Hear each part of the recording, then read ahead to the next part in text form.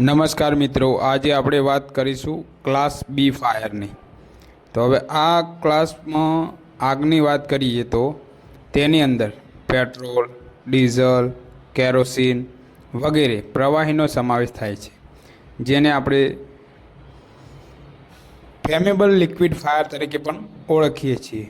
હવે આ આગની ઓલવવાની રીતની વાત કરીએ તો આગ ઓલવવાની રીતને સ્મૂથરિંગ પદ્ધતિ તરીકે ઓળખવામાં આવે છે। હવે સ્મૂથરિંગ પદ્ધતિમાં આપણે આ પ્રકારની આગમાં આપણે પાણીનો ઉપયોગ કરી શકતા નથી, જેથી આ આગ માટે આપણે ફોમનો ઉપયોગ કરીએ છીએ। હવે આપણને બે પ્રશ્નો થાય છે, પાણીથી શા માટે ના ઓલવાય અને ફોમથી શા માટે ઓલવાય? તો ફોમમાં જોવા જઈએ તો મોટા પ્રમાણમાં પાણી જ હોય છે। હવે આપણે વાત કરીએ પાણીથી શા માટે ના ઓલવાય, તો પાણીની ડેન્સિટી પેટ્રોલિયમ પ્રવાહી કરતાં વધારે હોય છે, જેથી પાણી નીચે બેસી જાય છે અને તરલ પદાર્થ ઉપર આવી જાય છે, તો આગ ફરી ચાલુ રહે છે માટે અને પાણીનો ઉપયોગ કરવાથી પેટ્રોલિયમ પ્રવાહી આજુબાજુ ફેલાય અને બીજી જગ્યાએ પણ આગ લાગવાની શક્યતા વધી જાય છે।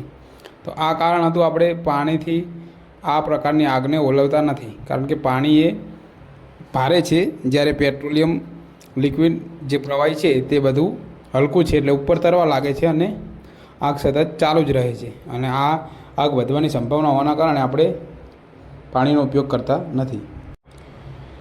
હવે વાત કરીએ ફોમની, તો ફોમ પેટ્રોલિયમ આગ ઉપર પરપોટાની પરત બનાવે છે અને આગને મળતો ઓક્સિજન કટ કરી આગની ગરમી દૂર કરે છે અને ચેન રિએક્શન તોડીને આગ બુઝાવે છે।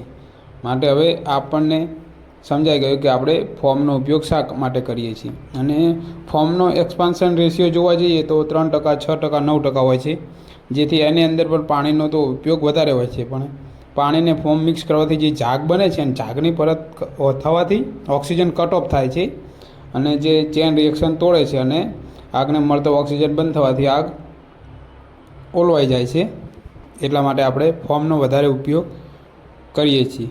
હવે ફોમને